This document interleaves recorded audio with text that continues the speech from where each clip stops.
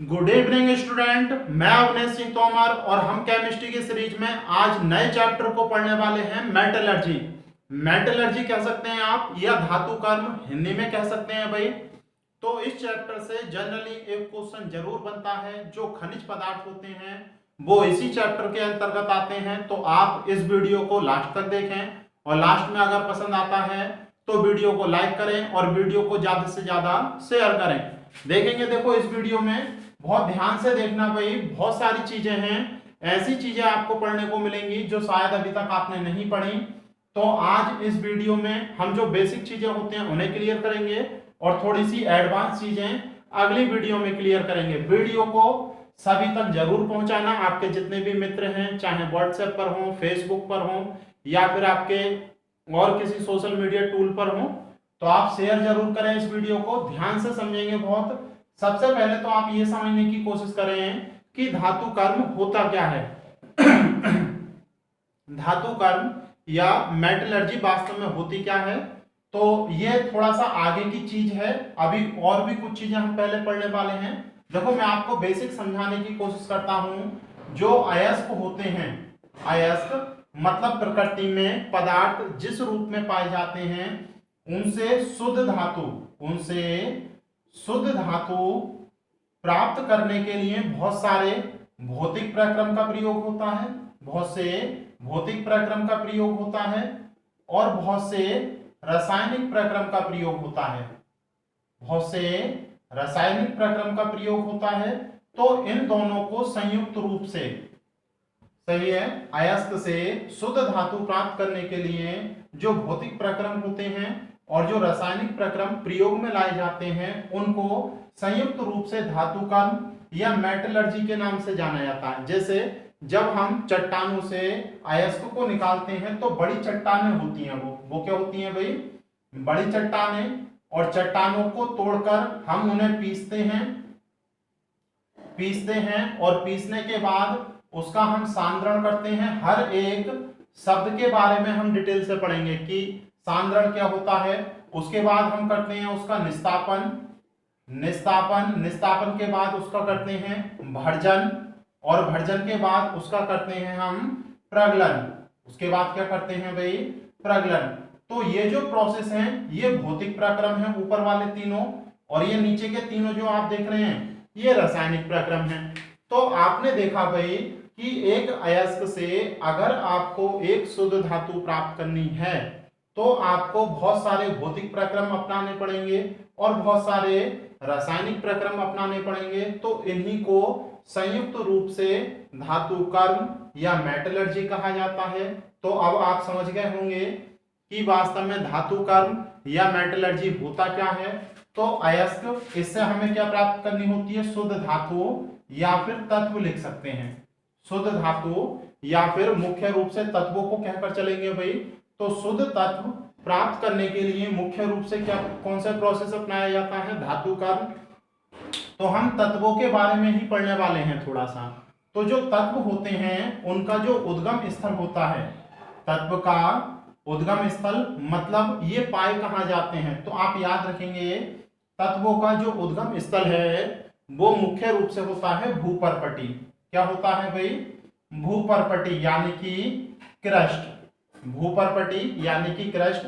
जब आपने ज्योग्राफी पढ़ी होगी, आपने विश्व की ज्योग्राफी पढ़ी होगी, तो क्रस्ट के बारे में आपने पढ़ा होगा। मैं आपको थोड़ा सा बता देता हूं। देखो कि क्रस्ट या आपका जो भूपर्पटी होती है वो वास्तव में होती क्या है। जैसे जो पृथ्वी होती है, पृथ्वी को 3 भागों में बांटा जाता है। केंद्र से लेकर उसकी परिधि तक को 3 भागों में बांटा जाता है इस प्रकार से। पहला पार्ट, दूसरा पार्ट और ये केंद्र वाला तीसरा पार्ट। तो जो सबसे ऊपरी भाग होता है पृथ्वी का, जो सबसे ऊपरी भाग होता है उसी को भूपर्पटी कहते हैं। किस नाम से जानते हैं भाई? भूपर्पटी या क्रस्ट के नाम से जानते हैं। इसके बाद जो दूसरा वाला होता है उसे कहते हैं आवरण।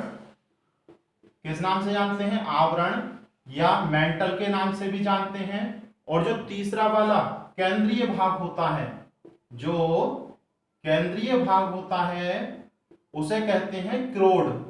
किस नाम से जानते हैं? करोड़। तो इस प्रकार से पूरी पृथ्वी को 3 भागों में बांट दिया जाता है। तो जो सबसे ऊपरी भाग होता है उसी को भूपर्पटी या क्रस्ट कहते हैं। तो अंदर वाले भाग से हमें कोई मतलब नहीं है। तो जितने भी तत्व होते हैं नेचर में, मुख्य रूप से उनमें से अधिकांश तत्व का उद्गम स्थल, मतलब जो स्रोत होता है जहां से तत्व प्राप्त होते हैं, वो क्या होती है? भूपर्पटी। और लगभग लगभग सभी तत्व भूपर्पटी में मिल जाते हैं। मतलब ये वाली जो सतह आप देख रहे हैं भूमि की ऊपरी सतह, लगभग सभी तत्व यहीं से प्राप्त होते हैं, यहीं से प्राप्त होते हैं। तो आपको याद रखना है, एक दो क्वेश्चन डायरेक्ट बनते हैं कि भूपर्पटी का जो संगठन है, संगठन का मतलब कंपोजिशन, कि किन किन तत्वों से ये निर्मित है। तो लगभग सभी पाए जाते हैं, लेकिन उनमें सबसे ज्यादा कौन सा पाया जाता है, तो उसकी लिस्ट लिख दी है मैंने। सही है। यहां से देखो मैं आपको बताता हूं, अगर भूपर्पटी का हम संगठन देखें, क्या देखें भाई? संगठन मतलब ये हम देखेंगे भार के आधार पर, वेट के आधार पर। मतलब किसी भी क्षेत्र की 1 किलोग्राम आपने मिट्टी ली, उस 1 किलोग्राम में लगभग 500 ग्राम तो ऑक्सीजन होगी, लगभग 250 ग्राम या 60 ग्राम क्या होगी? आपकी सिलिकॉन होगी। तो ये आप वेट के आधार पर देख रहे हैं। सही है। तो इसी आधार पर मैं आपको समझा रहा हूं। देखो, आपसे डायरेक्ट एक क्वेश्चन पूछा जाता है, भूपर्पटी में सबसे अधिक मात्रा में पाए जाने वाला तत्व। तो भूपर्पटी में पाए जाने वाले तत्वों की मात्रा को मैंने परसेंटेज में यहां पर लिखा है। किसके आधार पर? भार या वेट के आधार पर। तो आप देख सकते हैं लगभग 49.1 या अप्रोक्सीमेट 49 भी कह सकते हैं आप। कितना कह सकते हैं? और किसी किसी किताब में तो 27.7 है। तो गलत कुछ नहीं, सॉरी, ये 46.6% है। कितना है भाई? 46.6% है किसी किसी बुक में। तो आपको परेशान होने की आवश्यकता नहीं है। क्वेश्चन डायरेक्ट परसेंटेज से नहीं आएगा, क्योंकि आप जानते हैं भाई, कहीं की मिट्टी लाल होती है, कहीं की काली होती है, कहीं की पीली। हर एक स्थान की मिट्टी अलग अलग प्रकार की होती है। तो क्या उसमें पदार्थों की परसेंटेज अलग अलग नहीं होगी? तो वही है, ये एवरेज परसेंटेज निकाल कर लिखी हुई है। अलग अलग बुकों में थोड़ा बहुत कम ज्यादा हो सकता है। तो आप बिल्कुल भी परेशान नहीं हो, आप ध्यान रखें भाई। तो क्या क्या क्वेश्चन यहां से बन सकते हैं? देखो, सबसे पहला क्वेश्चन तो यही बनता है कि सबसे अधिक मात्रा में भूपर्पटी पर कौन सा तत्व पाया जाता है? तो सबसे अधिक मात्रा में ऑक्सीजन। कौन सा पाया जाता है भाई? ऑक्सीजन सर्वाधिक। तो ये वन लाइन क्वेश्चन है। इसके बाद सबसे अधिक मात्रा में दूसरा सबसे अधिक मात्रा में कौन सा पाया जाता है? सिलिकॉन। कौन सा पाया जाता है भाई? सिलिकॉन। तो आप याद रखेंगे, दूसरा सर्वाधिक मात्रा में सिलिकॉन, पहला सर्वाधिक मात्रा में ऑक्सीजन। ये तो हम तत्व की बात कर रहे हैं। अगर तत्व की इन्होंने प्रकृति दी हमें, अगर तत्व की इन्होंने हमें प्रकृति दी, तो आप जानते हैं तत्व 3 प्रकार के होते हैं भाई। एक तो धातु, और दूसरा अधातु, और तीसरा आपका होता है उपधातु। तीसरा होता है उपधातु।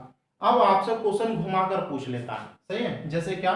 भूपर्पटी पर सबसे अधिक मात्रा में पाई जाने वाली धातु, भूपर्पटी पर सबसे अधिक मात्रा में पाई जाने वाली अधातु, भूपर्पटी पर सबसे अधिक मात्रा में पाई जाने वाली उपधातु। तो आपको इनके बारे में पता होना चाहिए। तो देखेंगे, देखो, सबसे अधिक मात्रा में ना तो ऑक्सीजन धातु है और ना ही सिलिकॉन। मैं लिख देता हूं, देखो, ये जो आपकी ऑक्सीजन है ये होती है अधातु। ऑक्सीजन की प्रकृति कैसी होती है भाई? अधातु। सिलिकॉन की प्रकृति होती है उपधातु। सिलिकॉन की प्रकृति होती है उपधातु, और एल्यूमिनियम की प्रकृति होती है धातु। तो तीनों क्वेश्चन बन गए आपके। अगर आपसे क्वेश्चन ये पूछे सर्वाधिक मात्रा में पाई जाने वाली अधातु, तो ऑक्सीजन, और सर्वाधिक मात्रा में पाई जाने वाला तत्व भी यही होगा। सबसे अधिक मात्रा में पाई जाने वाली उपधातु सिलिकॉन, और सबसे अधिक मात्रा में पाई जाने वाली धातु एल्यूमिनियम। तो एल्यूमिनियम को जरूर याद रखना भाई। एल्यूमिनियम कहीं कहीं देखो 7.5 होता है, और कहीं कहीं 7.3। तो फिर मैं बता रहा हूं आपको परेशान नहीं होना है, तो इन 3 तत्वों को तो आपको याद रखना ही रखना है। क्लियर है भाई।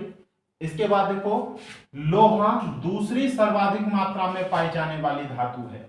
लोहा, ये पूछा गया है क्वेश्चन, लोहा दूसरी सर्वाधिक मात्रा में पाई जाने वाली धातु है और कैल्शियम तीसरी सर्वाधिक मात्रा में पाई जाने वाली धातु है। तो बस इतना ही याद रख लें कि तीनों धातुओं का क्रम लगभग 4.5%, लगभग 3.5% ये लोहा और आपका कैल्शियम पाए जाते हैं। क्लियर है भाई।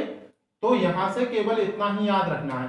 और अगर टोटल शीर्ष 9 तत्वों को हम देखें तो इन्हीं को मिलाकर 98% के समथिंग इसका कंपोजिशन बैठता है। सही है, लगभग 98% इसका कंपोजिशन बैठता है और बाकी के जो शेष तत्व बचे वो 2% के समथिंग है और उनमें भी सबसे ज्यादा है स्कैंडियम और आपका फास्फोरस और क्लोरीन, लगभग 0.6, 0.4 और 0.1% के समथिंग इनकी मात्राएं पाई जाती हैं। तो आप याद रखना कि प्रथम 9 तत्व का लगभग 90%, 98% संगठन है। उसके बाद में ये 3 तत्व और हैं जिनका संगठन मिलाकर लगभग 1%, मतलब 11 से 12 तत्व, 11 से 12 तत्व भूपर्पटी पर 99% में पाए जाते हैं। बाकी के बचे हुए तत्व मात्र 1% पाए जाते हैं। तो आप लिख सकते हैं भाई इस बात को, हो सकता है कभी पूछ ले, तो ध्यान रखना आप थोड़ा सा। तो आप समझ गए भाई कि तत्व हमें कहां से प्राप्त होते हैं, भूपर्पटी से। क्लियर है। इसके बाद देखो और क्या क्या पूछा जाता है। अगर हम बात करें भूपर्पटी से प्राप्त होने वाले तत्वों की, तो 2 क्वेश्चन और बनते हैं भाई यहां से। वो क्या है, आप बहुत ध्यान से समझने की कोशिश करना। पृथ्वी से, या फिर आप ये लिख सकते हैं भूपर्पटी से तत्वों की प्राप्ति। तो 2 प्रकार से होते हैं ये हमें प्राप्त। कितने प्रकार से प्राप्त होते हैं, 2 प्रकार से। सही है, आप याद रखेंगे। सबसे पहला तो मुक्त अवस्था में प्राप्त हो सकते हैं। मुक्त अवस्था का मतलब होता है सरल रूप में। किस रूप में, सरल रूप में। और दूसरा देखेंगे, देखो नहीं तो संयुक्त अवस्था में पाए जाएंगे। संयुक्त अवस्था का मतलब होता है यौगिक के रूप में। तो हम शुरू में ही पढ़ चुके हैं कि यौगिक क्या होता है, जिसमें 2 या 2 से अधिक तत्वों को एक निश्चित अनुपात में मिलाया जाता है, वही क्या कहलाते हैं, यौगिक कहलाते हैं। तो भूपर्पटी से तत्वों को हम 2 प्रकार से प्राप्त कर सकते हैं, मुक्त अवस्था में और दूसरा संयुक्त अवस्था में। अब इसका आधार क्या होगा कि कौन सा तत्व मुक्त अवस्था में आपको मिलेगा प्रकृति में, कौन सा तत्व संयुक्त अवस्था में आपको मिलेगा। देखो मुक्त अवस्था का मतलब, इसका हम जो आधार लेते हैं वो तत्वों की, मतलब हमें पता कैसे चलेगा कि कौन सा तत्व प्रकृति में मुक्त या संयुक्त अवस्था में, तो उसे हम जान सकते हैं तत्वों की रासायनिक प्रकृति से। किसके आधार पर, रासायनिक प्रकृति से। रासायनिक प्रकृति से कैसे, जो धातु रासायनिक रूप से कम क्रियाशील होंगी, तो वो तो मुक्त अवस्था में पाई जाएंगी। किस अवस्था में, मुक्त। जैसे अगर आपने पिछले वाले वीडियो पढ़े हैं तो पिछले वाले वीडियो में विद्युत रासायनिक श्रेणी, इलेक्ट्रोकेमिकल सीरीज हमने पढ़ी थी, और उस सीरीज में आपने देखा था कि जो तत्व सबसे ज्यादा सक्रिय थे वो तो ऊपर थे और जो सबसे कम सक्रिय थे वो नीचे थे। जैसे सबसे नीचे तत्व था आपका सोना, सबसे नीचे सोना और उसके ऊपर प्लेटिनम, तो ये सबसे कम क्रियाशील होते हैं। इसके अतिरिक्त देखो नाइट्रोजन भी बहुत कम क्रियाशील होती है। इसके अतिरिक्त जो अक्रिय गैसें हैं, अक्रिय गैसें तो बिल्कुल ही अभिक्रिया नहीं करती हैं किसी से। तो जो सोना होता है वो बहुत कम क्रियाशील होता है, वो आपको AU के रूप में नेचर में मिल जाएगा। प्लेटिनम बहुत कम क्रियाशील होता है, PT के रूप में मिल जाएगा। N2 आप जानते हैं वायुमंडल में पाई ही जाती है, क्या इसके साथ कुछ मिला होता है, नहीं, N2 के रूप में पाई जाती है। और अक्रिय गैस आप जानते हैं कि कौन कौन सी, helium, neon, argon, krypton, xenon और रेडॉन, ये इसी रूप में पाई जाती हैं। कोई भी अशुद्धि इनके साथ मिली हुई नहीं होती है। अब दूसरी होती हैं जो धातु क्रियाशील होती हैं। जो धातु क्रियाशील होती हैं वो हमें मिलती हैं संयुक्त अवस्था में या फिर यौगिक के रूप में। जैसे अगर आप एल्यूमिनियम को देखेंगे तो एल्यूमिनियम Al के रूप में नहीं मिलेगा आपको, उसके साथ कोई ना कोई अशुद्धि जुड़ी होगी। जैसे ये मिलता है हमें बॉक्साइड के रूप में। किसके रूप में मिलता है भाई? बॉक्साइड के रूप में, क्योंकि क्रियाशील है, देखो बहुत ज्यादा क्रियाशील है ये। तो जैसे हमें एल्यूमिनियम मिलता है मुख्य रूप से बॉक्साइड के रूप में Al2O3.2H2 के रूप में। जैसे हम कॉपर को देखें तो कॉपर भी क्रियाशील होता है, ये हमें मिलता है कॉपर पाइराइड CuFeH2 के रूप में। तो इसमें लोहा भी मिला होता है, सल्फर भी मिला होता है और भी बहुत सारी अशुद्धियां होती हैं। तो अब आप समझ पा रहे होंगे कि प्रकृति से जो तत्व प्राप्त होते हैं वो दो रूपों में प्राप्त होते हैं, मुक्त अवस्था में और संयुक्त अवस्था में। अब आपसे अगर क्वेश्चन पूछा जाए कि कौन सा तत्व प्रकृति में मुक्त अवस्था में पाया जाता है, तो आपका सोना ज्यादा से ज्यादा मुक्त अवस्था में, और प्लेटिनम, नाइट्रोजन और अक्रिय गैस तो पाई ही जाती हैं आपकी मुक्त अवस्था में। अब क्लियर हो रहा है भाई? तो हमें देखो जो मुक्त अवस्था में पहले से ही शुद्ध अवस्था में है, क्या उसके लिए कोई विधि का प्रयोग करना पड़ेगा? नहीं। तो मुख्य रूप से जो तत्व संयुक्त अवस्था में मिलते हैं उनके लिए हम प्रयोग में लाते हैं धातु कर्म प्रक्रम को। तो इन धातुओं से मतलब Al2O3 के रूप में हमें एल्यूमिनियम प्राप्त हुआ, इससे शुद्ध एल्यूमिनियम कैसे बनाएंगे? सही है। कॉपर इसके रूप में प्राप्त हुआ, तो इससे शुद्ध कॉपर कैसे बनाएंगे? तो इसके लिए कौन सा प्रक्रम अपनाना पड़ेगा? धातु कर्म। तो इसी चीज को अब हम पढ़ने जा रहे हैं। अब तो आपको क्लियर हो पा रहा होगा भाई। अगर अभी भी कोई चीज समझ में नहीं आ रही है तो कमेंट बॉक्स में लिखकर जरूर बताएं। सही है। इससे आगे की चीज देखते हैं। देखो इससे आगे हमें दो तीन बातें और पढ़नी है जो वन लाइन क्वेश्चन पूछे जाते हैं हमसे। जैसे आपसे एक शब्द पूछा जाता है मिनरल्स, दूसरा शब्द पूछा जाता है ऑर्स का। जैसे खनिज किसे कहते हैं? सही है भाई। अयस्क किसे कहते हैं? गैंग या अधात्री? गैंग या अधात्री या फिर मैट्रिक्स किसे कहते हैं? इसे कहते हैं ऑर्स, इसे कहते हैं आपके मिनरल्स।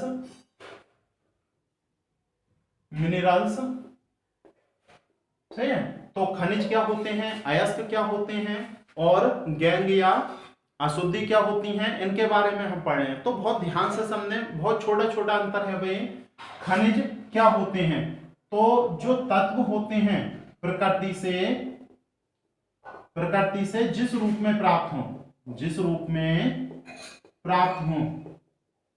उसी को हम कहते हैं खनिज। जैसे अभी हमने बात की कि जो एल्यूमिनियम होता है वो एल्यूमिनियम के रूप में प्राप्त नहीं होता, बॉक्साइड के रूप में।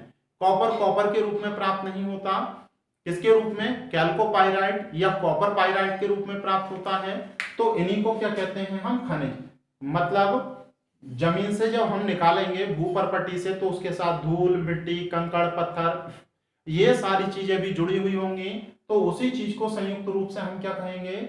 खनिज कहेंगे। अब देखो अयस्क, यहां पर बहुत कंफ्यूजन होता है कि खनिज क्या होते हैं और अयस्क क्या होते हैं। अब ध्यान से समझे। देखो जैसे अगर हम खनिज की बात करें तो एल्यूमिनियम के खनिज की बात कर रहे हैं अभी, एल्यूमिनियम के खनिज की बात कर रहे हैं। जैसे एक होता है बॉक्साइड, एक होता है डायस्कोर। बहुत ध्यान से समझने की कोशिश करना। एक होता है डायस्कोर, एक होता है कोरंडम, दूसरा होता है क्रायोलाइट। इसका सूत्र होता है देखो Al2O3.2H2O, इसका सूत्र होता है Al2O3.H2O, इसका सूत्र होता है Al2O3 और इसका सूत्र होता है Na3Al(F6). तो ये चार रूप हैं, चारों के चारों क्या कहलाएंगे? खनिज। अब अयस्क क्या होगा? अयस्क से हमें शुद्ध धातु प्राप्त करनी होती है, अयस्क से हमें क्या प्राप्त करनी होती है, शुद्ध धातु। तो शुद्ध धातु प्राप्त करने के लिए वे खनिज अयस्क कहलाएंगे जिनमें धातु की परसेंटेज अधिक होगी, धातु की प्रतिशत क्या होगी, अधिक। पहली बात तो ये होनी चाहिए, उस खनिज को आप अयस्क कहेंगे जिसमें प्राप्त होने वाली धातु की परसेंटेज अधिक हो और उसे आसानी से प्राप्त किया जा सके, आसानी से प्राप्त किया जा सके, ये दूसरी बात होनी चाहिए। और तीसरा, आर्थिक रूप से कम खर्चा आए उसमें, आर्थिक रूप से कम खर्चा आए। तो अगर ये तीनों कंडीशन फॉलो होती हैं तो उस खनिज को आप अयस्क कह सकते हैं। तो अयस्क कोई अलग चीज नहीं होती है, खनिज में से ही कोई एक पदार्थ होता है जो धातु प्रचुर मात्रा में हो। जैसे इन सबको देखें तो जब हम बॉक्साइड को देखते हैं तो बॉक्साइड में एल्यूमिनियम धातु बहुत ज्यादा होती है, पहली कंडीशन फॉलो करता है ये। उसके बाद बॉक्साइड से शुद्ध Al को आसानी से प्राप्त किया जा सकता है। और तीसरी बात, बहुत कम पैसों में बॉक्साइड से आप क्या प्राप्त कर सकते हैं, एल्यूमिनियम। तो बॉक्साइड खनिज होने के साथ साथ अयस्क भी है, सही है। क्यों? क्योंकि बहुत अधिक मात्रा होती है इसमें एल्यूमिनियम की, कम खर्चे में, और बहुत आसानी से इससे शुद्ध धातु को प्राप्त किया जा सकता है। तो आप यहां पर दो बातें और ध्यान रखें कि अयस्क एक प्रकार का खनिज होता है, अयस्क एक प्रकार का खनिज होता है, लेकिन सभी खनिज अयस्क नहीं हो सकते। दो शब्द लिखे हैं कि सभी खनिज अयस्क नहीं होते। देखो जितने भी खनिज हैं, क्या सबको अयस्क कहा हमने? नहीं कहा ने, केवल जो इन कंडीशन को फॉलो कर रहा है उसे कहा। लेकिन जितने भी अयस्क होंगे वो किससे निकले होंगे? खनिज से। तो सभी अयस्क क्या होते हैं? खनिज होते हैं। तो ये वाली बात याद रखना दोनों। तो खनिज क्या होते हैं आप समझ गए, अयस्क क्या होते हैं वो भी समझ गए।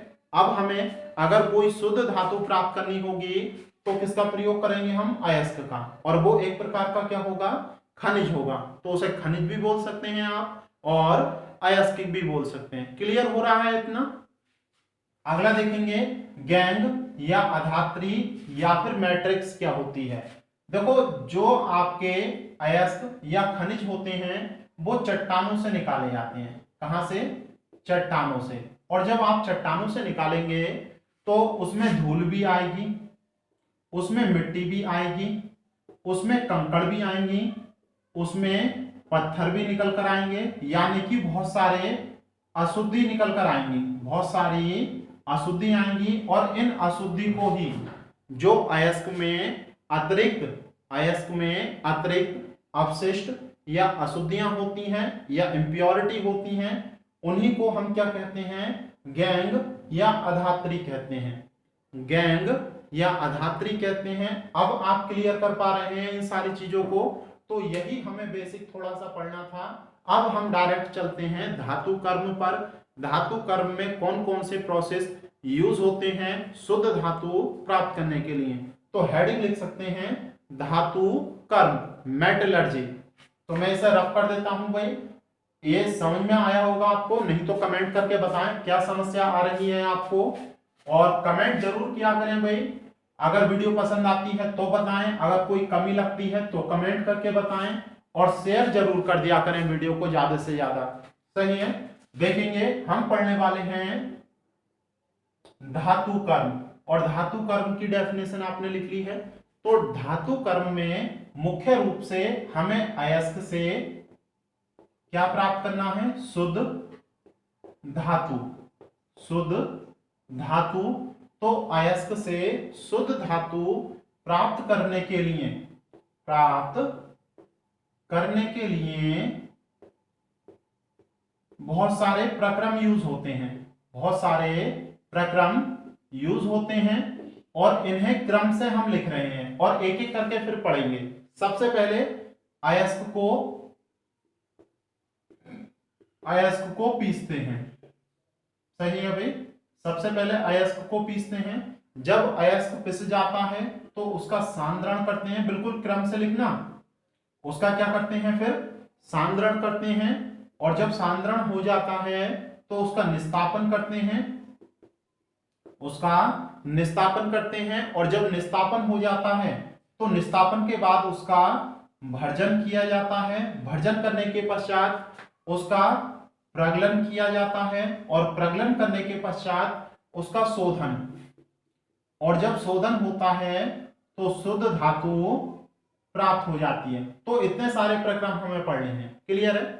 तो आप एक एक करके, सबसे पहले अयस्क को पीसते किस प्रकार से ये देख रहे हैं। देखो, अगर कोई भी अयस्क है तो वो चट्टानों से प्राप्त होता है, चट्टानों से प्राप्त होता है, और बड़े बड़े पिंडों के रूप में, बड़े बड़े पिंडों के रूप में प्राप्त होता है।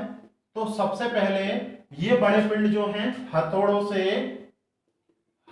से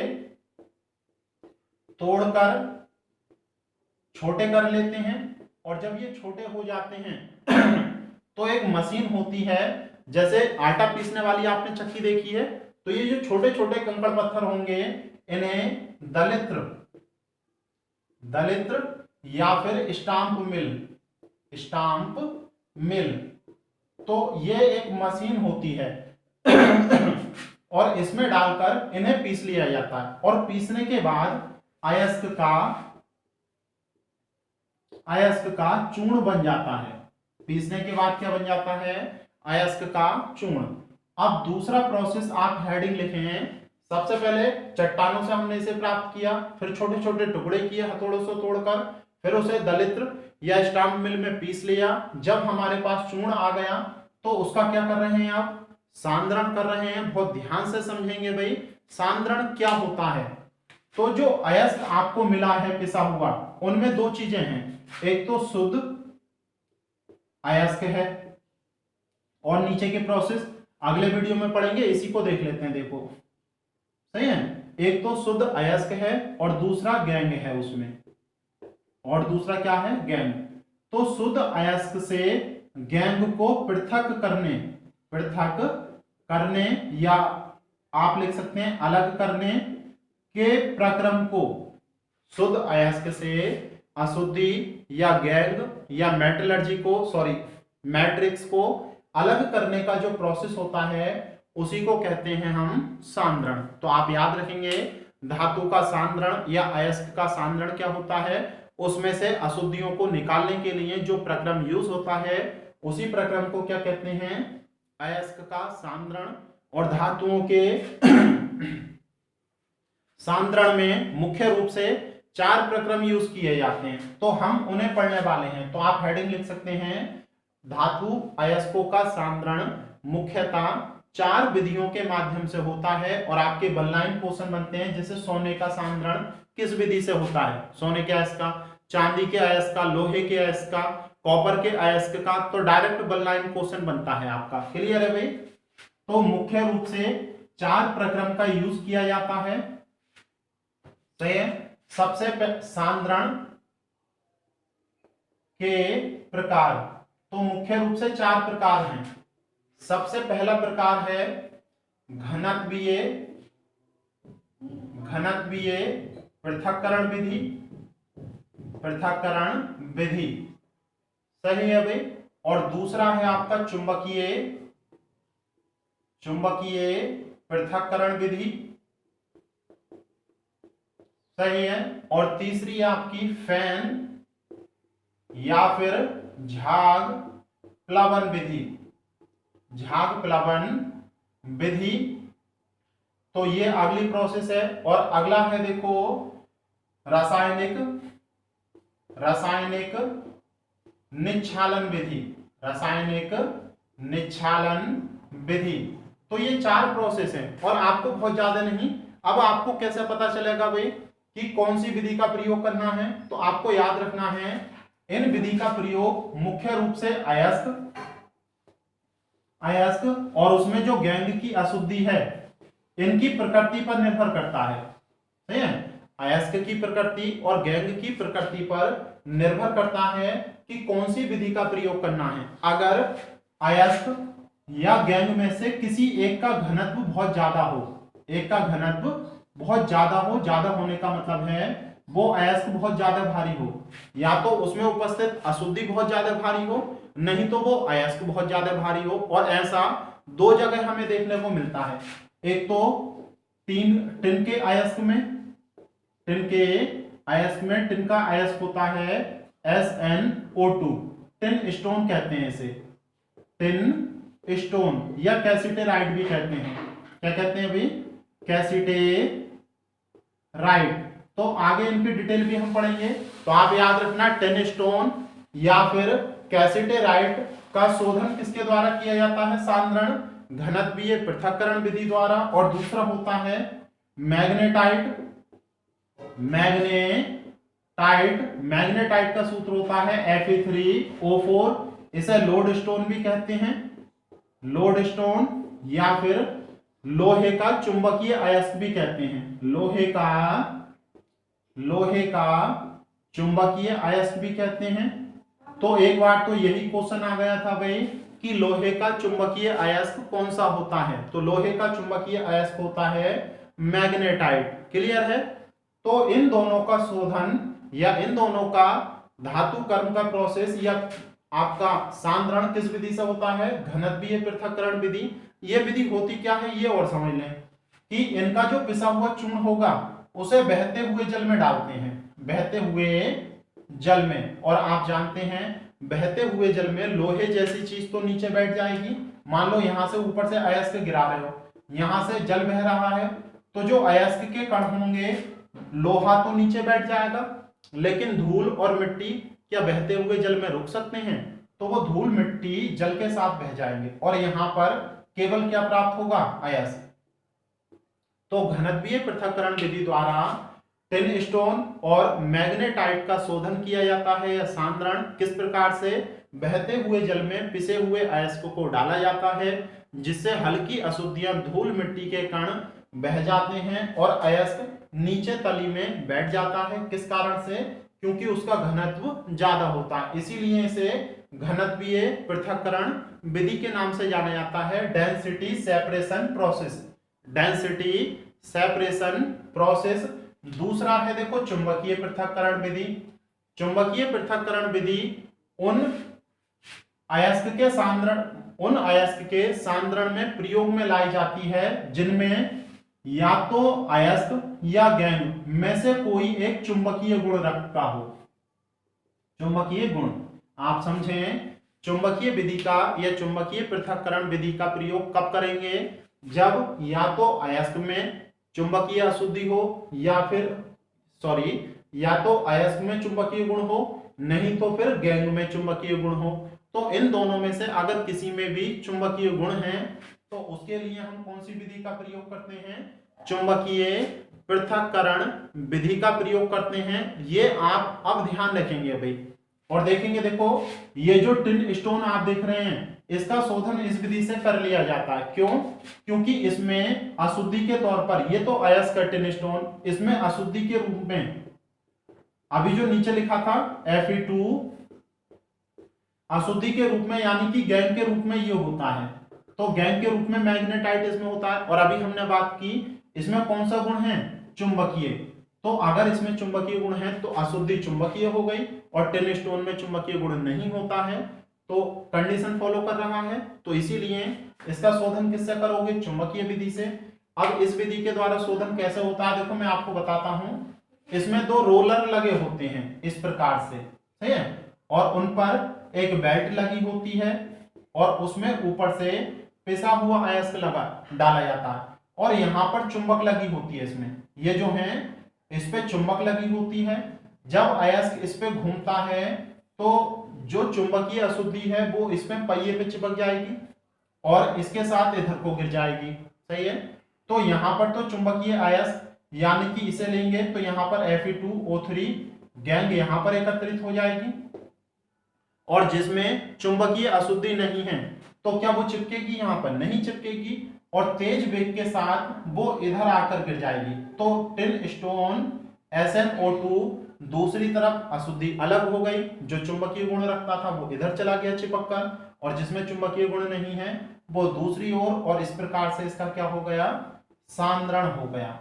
अब आप क्लियर कर पा रहे हैं भाई, दोनों विधि आपको समझ में आ गई। तीसरा है देखो फैन प्लावन विधि या फिर झाग प्लावन विधि, फ्रॉथ फ्लोटिंग प्रोसेस।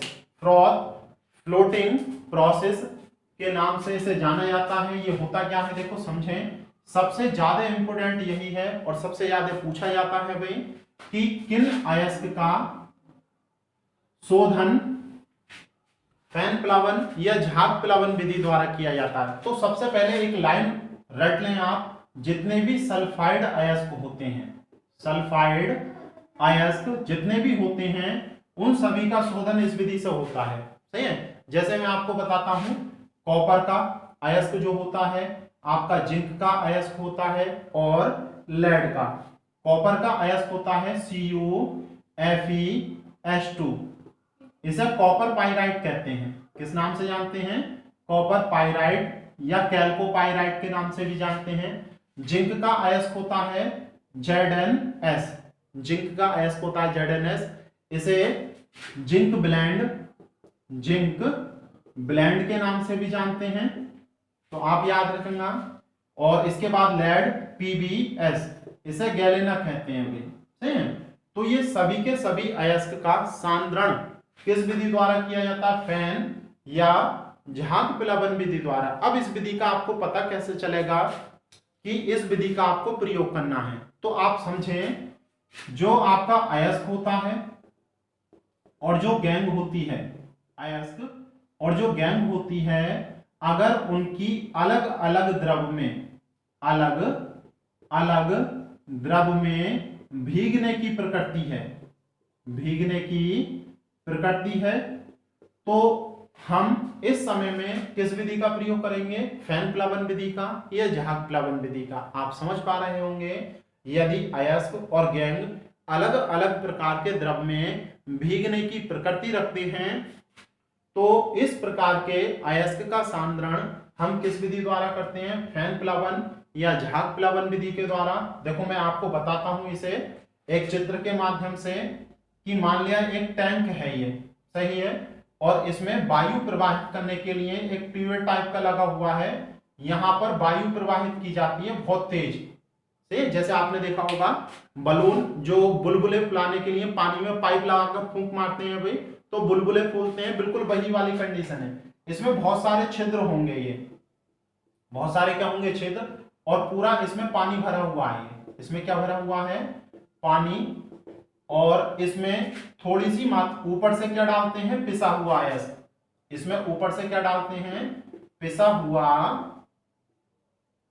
अयस्क, और पिसा हुआ अयस्क डालने के साथ साथ थोड़ी सी मात्रा में लगभग 1%, थोड़ी सी मात्रा में लगभग 1% या तो क्रियोसोट का तेल डाल देते हैं, क्रियोसोट का तेल, या फिर चीड़ का तेल डाल सकते हैं, चीड़ का तेल डाल सकते हैं, नहीं तो फिर कपूर का तेल डाल दें, अगर कुछ नहीं मिले तो कपूर का तेल। तो तीनों में से कोई सा भी प्रयोग में ला सकते हैं, चीड़ का, क्रियोसोट का या कपूर का तेल। तो 1% इसकी मात्रा डालनी है, और थोड़ा सा इसमें डाला जाता है पोटेशियम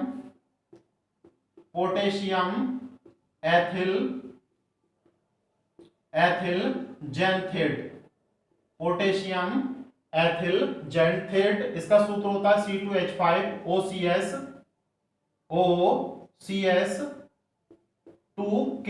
ये होता है पोटेशियम